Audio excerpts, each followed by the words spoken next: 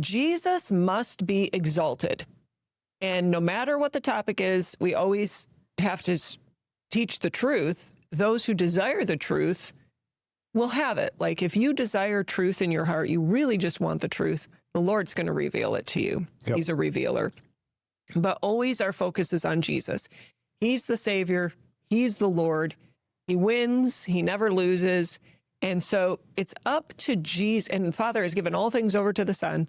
So it's up to Jesus how the end times will be. It's not up to somebody's intellect. It's not up to a bunch of theology books that people write or intellectual interpretation of the scriptures or pulling one here and then putting them together and saying, oh, look, and then there's an example of it here. This means that. And, and by the time you're done, you're like, oh, my word, that person is so smart, but I have no idea what they said.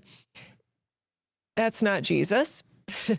He gets to decide. And he actually put it forth to us fairly simply. Mm-hmm. So I will read it to you. It comes out of Matthew 13.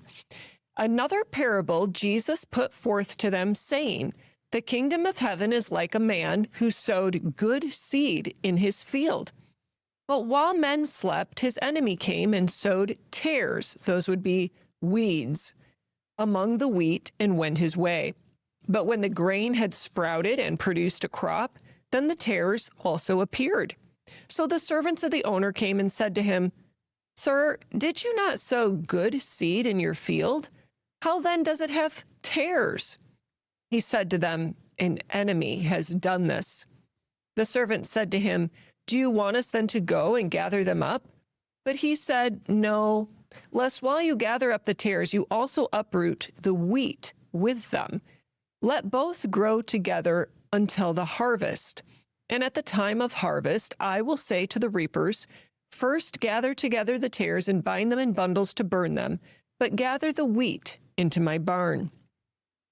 Then Jesus sent the multitude away and went into the house, and his disciples came to him, saying, Explain to us the parable of the tares in the field. He answered and said to them. So not only did he give the parable, but he's also giving us the explanation. So this is an easy one. He said, He who sows the good seed is the Son of Man. The field is the world. The good seeds are the sons of the kingdom. But the tares are the sons of the wicked one, meaning those who follow the enemy. The enemy who sowed them is the devil.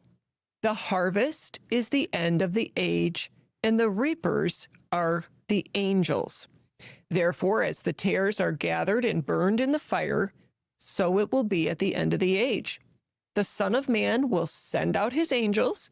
They'll gather out of his kingdom all things that offend and those who practice lawlessness, and will cast them into the furnace of fire.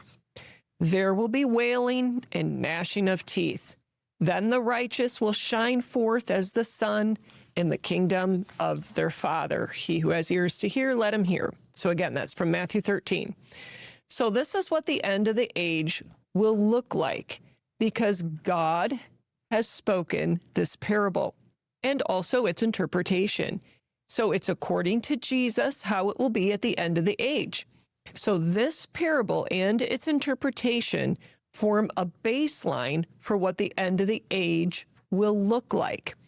Take note that Jesus says specifically that the wheat should not be gathered before the tares, and specifically does say that the tares should be gathered by the angels at the end of the age, then the wheat.